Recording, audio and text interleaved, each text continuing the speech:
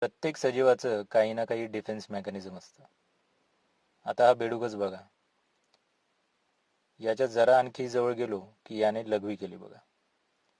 लघवी करून तो स्वतःला शिकाऱ्याकडून सोडवू पाहतो.